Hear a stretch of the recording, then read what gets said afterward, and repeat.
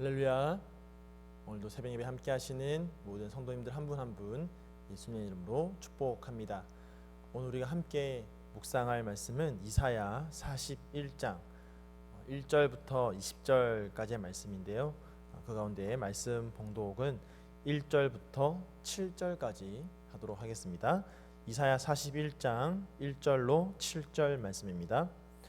섬들아 내 앞에 잠잠하라. 민족들아 힘을 새롭게 하라. 가까이 나아오라. 그리고 말하라. 우리가 서로 재판 자리에 가까이 나아가자. 누가 동방에서 사람을 일깨워서 공의로 그를 불러 자기 발 앞에 이르게 하였느냐. 열국을 그의 앞에 넘겨주며 그가 왕들을 다스리게 하되 그들이 그의 칼에 티끌 같게 그의 활에 불리는 촉에 같게 하매 그가 그들을 쫓아가서 그의 발로 가보지 못한 길을 안전히 지났나니 이 일을 누가 행하였느냐.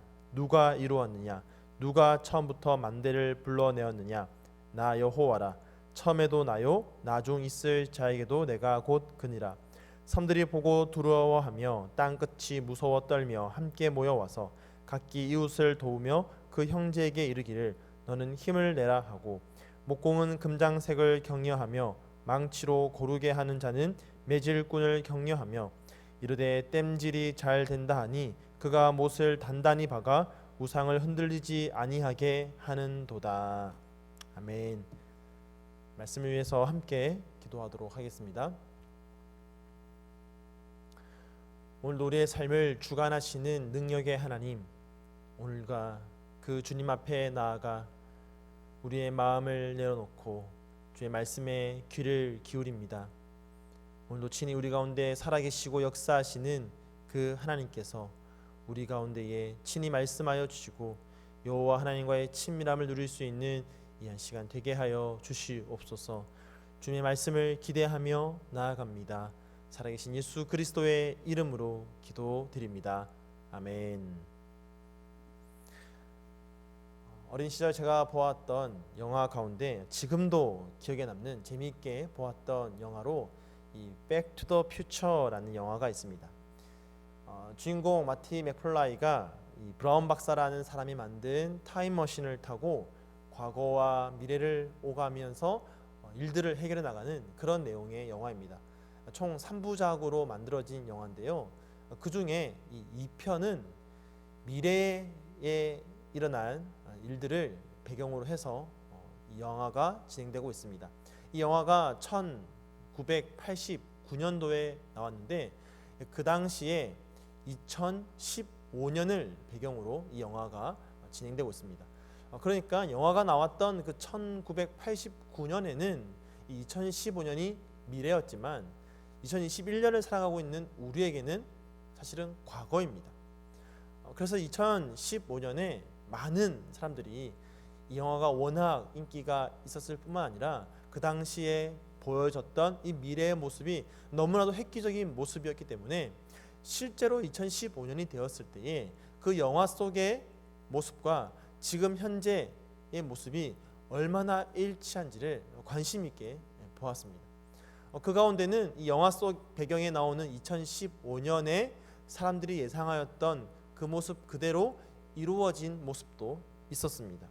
예를 들면은 한 화면에 여러 채널을 동시에 보는 다채널 PD, 그리고 영상으로 통화하는 영상통화, 이것이 1989년에는 사실은 실제로 이루어지지 않았고 상상 속의 일이었는데 실제로 이루어지고 있었죠.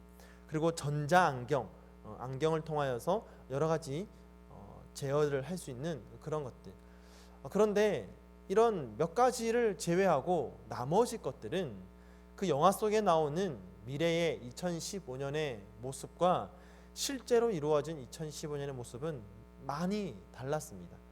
당시 영화에서는 자동차들이 하늘을 날아다니고 있었고 옷이 자동으로 사이즈가 조절되기도 하고 비를 맞아도 자동으로 건조가 되기도 하고 신발끈도 신발을 신기만 하면 자동으로 조여지는 그런 신발도 있었습니다.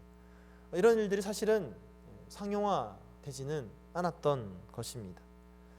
그러니까 사람들이 미래의 날이 되면은 실제로 이루어질 것이라고 기대하고 또 상상하였던 그런 모습이 실제로는 이루어지지 않았던 것이었습니다.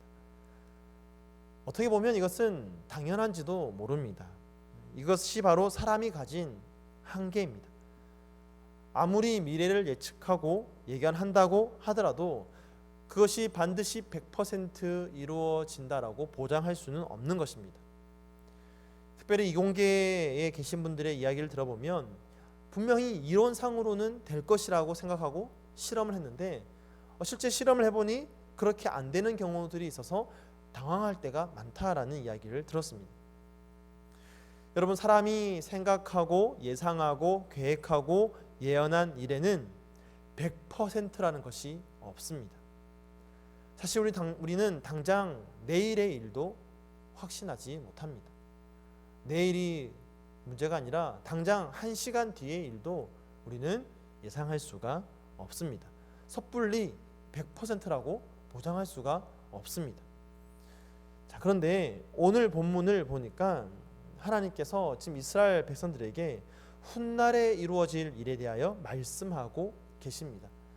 이 이사야 시대로부터 짧게는 70년, 길게는 100년 이상의 시간이 지난 뒤에 이루어질 일에 대해서 하나님께서 말씀하고 계십니다. 그들이 바벨론에 의하여서 종으로 잡혀가 포로 생활을 하겠지만 그 심판 이후에 그들의 땅으로 다시 돌아오게 될 것이라고 말씀하고 계십니다. 자, 1절입니다. 섬들아 내 앞에 잠잠하라. 민족들아 힘을 새롭게 하라. 가까이 나오라. 그리고 말하라. 우리가 서로 재판 자리에 가까이 나아가자. 자, 지금 하나님께서 섬들아 또 민족들아 라고 말씀하시면서 온 열국의 민족들을 지금 불러 모으고 계십니다. 자, 어디로 모으시느냐? 바로 재판 자리로 부르십니다. 왜냐하면 지금 온 세상이 서로 자기의 주장들을 내세우면서 시끄럽기 때문입니다. 서로 자기가 강하다고, 자기가 품은 뜻을 가지고 나는 그것을 이룰 수 있는 힘이 있다라고 스스로 큰 소리를 내고 있는 상황 속에서 모두 다 모으고 있는 것입니다. 각자 소리 내지 말고 다 재판 자리로 한번 모여보아라. 자, 그러면서 말씀하시는 것이죠. 섬들아 내 앞에서 잠잠하라. 재판 자리에 와서 잠잠히 이제 하나님의 말씀을 들어보라고 말씀하십니다. 하나님과 세상 민족 간의 법정 대결을 한번 벌여보자고 말씀하시는 거죠. 자, 그러면서 하나님 말씀하십니다. 누가 동방에서 사람을 일깨워서 공의로 그를 불러 자기 발 앞에 이르게 하겠느냐? 열국을 그의 앞에 넘겨주며 그가 왕들을 다스리게 하되 그들이 그의 칼에 티끌 같게 그의 활에 불리는 초계 같게 하매. 자, 지금 하나님께서 뭐를 말씀하고 계십니까? 지금 하나님께서 재판의 자리로 불러서 일감건 변론을 벌어보자고 하시는 말씀이 어떤 말씀입니까? 동방에서 일어날 공의에 대해서 지금 말씀하십니다. 이 공의에 대한 계획을 누가 하겠냐라고 지금 질문하고 계십니다.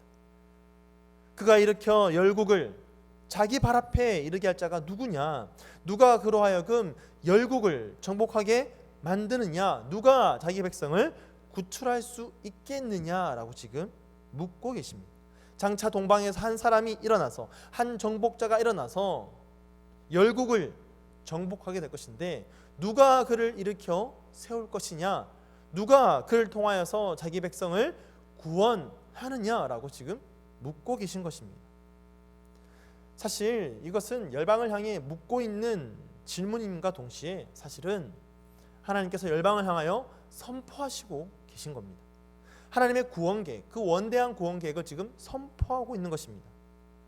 왜냐하면 여기 나오는 동방은 페르시아, 또 여기 나오는 사람 정복자는 고레스를 의미합니다.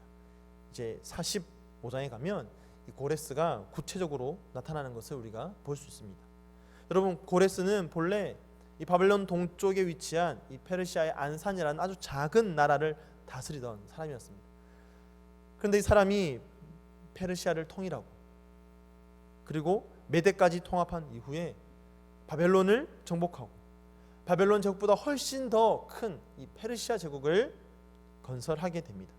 그리고는 고레스는 이스라엘 백성들을 자신들의 땅으로 돌아가게 합니다. 자, 그런데 이 모든 일이 그저 우연으로 이루어진 것이 아니라 하나님의 섭리 가운데 이루어지게 될 것이라고 지금 선포하고 선언하고 계신 것입니다.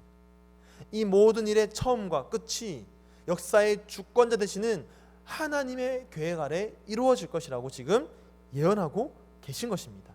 자, 4절 말씀 보겠습니다. 이 일을 누가 행하였느냐? 누가 이루었느냐? 누가 처음부터 만대를 불러내었느냐? 나 여호와라. 처음에도 나요, 나중 있을 자에게도 내가 곧 그니라. 아멘. 하나님께서 이 모든 일을 행하시고 이루십니다. 처음부터 끝까지 이 모든 일의 주관은 하나님이 하시는 것입니다. 여러분, 우리가 이 말씀을 볼 때에 우리는 성경을 통해 이미 다 알고 있기 때문에 너무나도 당연하게 이것을 여길 수가 있습니다. 고레스가 훗날 이스라엘 백성들을 그들의 땅으로 돌려보낼 것이다. 너무나 당연하게 받아들일 수 있지만 이사야 시대에 이사야를 통해 이 말씀을 듣고 있는 사람들은 도저히 이해할 수 없고 받아들이기 어려운 그런 말씀입니다. 그리고 훗날 바벨론 포로 시절에 이사야의 말씀을 다시 상기하면서 그 말씀을 기억하는 자들에게도 이 말씀은 쉽게 받아들이기가 어려운 그런 말씀입니다. 하지만 우리는 고레스에 의해 성취되는 그 역사적인 사실을 알고 있습니다. 그래서 우리는 그 역사적인 사실을 통하여서 하나님이 정말 역사의 주인 되심을 분명하게 확인할 수가 있습니다. 이와 같은 일들을 통해 우리는 이 역사라는 것이 단순히 우연히 반복되어서 우연한 사건들의 연속으로 이루어지는 것이 아니라 그 모든 사건 하나하나에 하나님의 세밀한 간섭, 하나님의 오묘한 섭리가 깃들어 있다는 것을 우리는 깨닫게 되는 것입니다. 더군다나 이 고레스를 통한 열국의 정복이라는 것이 하나님께서 하나님의 백성들을 위하여 행하시는 일이라는 것을 알 때에 우리는 이 세상의 모든 역사는 하나님을 중심으로 이루어질 뿐만 아니라 하나님께서 하나님의 백성들을 위하여서 하나님의 나라를 위하여서 진행하고 계심을 우리는 또한 깨닫게 되는 것입니다. 사랑하는 성도 여러분, 이 세상의 역사는 어떤 힘이 센 통치자나 힘이 센 나라에 의해 흘러가는 것이 아닙니다. 이 역사의 중심은 사람도 아니요 어느 한 특정 나라도 아닙니다. 역사의 중심은 하나님이십니다. 그분의 인도를 받고 있는 하나님의 백성들입니다. 우리를 통해서 하나님 나라, 그 하나님의 나라가 이 땅 가운데 임하고 확장되어 가고 있는 것입니다. 그러므로 하나님의 말씀을 듣고 하나님의 약속을 받은 하나님의 백성들은 이 땅을 살아가는 삶의 자세가 달라야 하는 것입니다. 노아의 시대에 하나님께서 홍수를 예언하셨을 때 사람들은 하나님의 말씀을 믿지 않고 여전히 자신들의 삶을 살아갔습니다. 오직 노아의 가족만이 역사의 주관자 되시는 그 하나님께서 반드시 그 약속을 이루어 주실 것이라고 믿었습니다. 그래서 세상과 다른 모습으로 살아갔던 것이죠. 출애굽의 선포 속에서도 바로 왕은 끝까지 하나님의 말씀을 믿지 않고 순종하지 않았습니다. 그러나 모세는 끝까지 하나님의 말씀을 선포하며 출애굽을 준비하였습니다. 그래서 하나님의 백성과 그렇지 않은 자들은 그 유월절 밤에 서로 다른 삶의 자세를 보여주었던 것입니다. 70년 포로 후에 다시 본토로 돌아갈 것이라는 이 약속의 말씀을 듣고도 아무런 소망 없이 살았던 사람들이 있었던가 하면 하나님의 사람 다니엘은 이 약속의 말씀을 붙들고 간절히 기도하였던 것입니다. 사랑하는 성도 여러분, 하나님께서 우리 삶의 주인 되시고 모든 역사의 주관자 되심을 여러분 믿으십니까? 그렇다면 우리의 삶의 자세는 달라져야 합니다.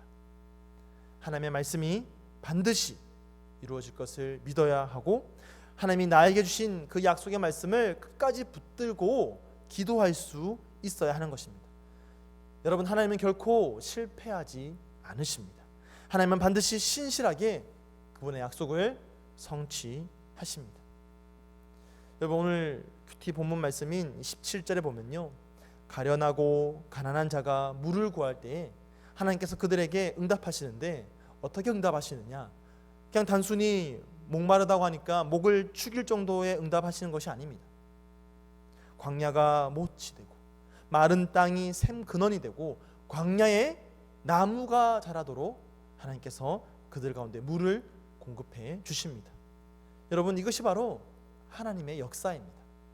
역사의 주관자 되시는 하나님께서 이루시는 일입니다.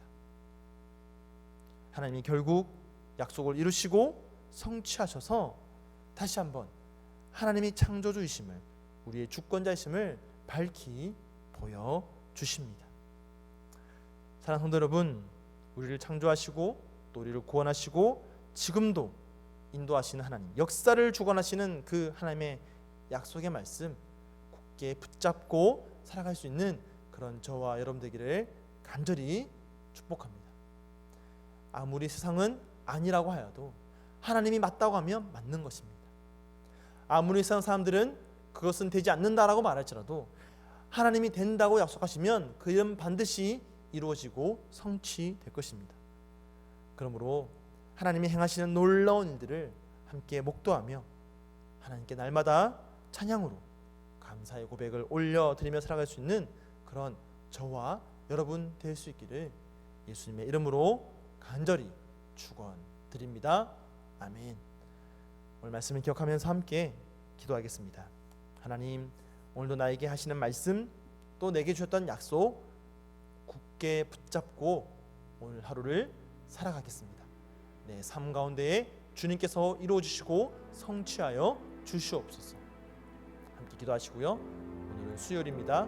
사랑하는 선교사님들 위하여 함께 기도할 때에 하나님께서 약속하시고 보내시고 또 파송하신 그 땅에서 하나님의 놀라운 약속들이 이루어지는 것을 우리가 모두가 함께 목도하며 찬양할 수 있도록 우리 모든 선교사님들의 사역과 또 모든 선교단체의 사역에 나로 함께 해달라고 이 시간 마음을 모아서 함께 기도하도록 하겠습니다.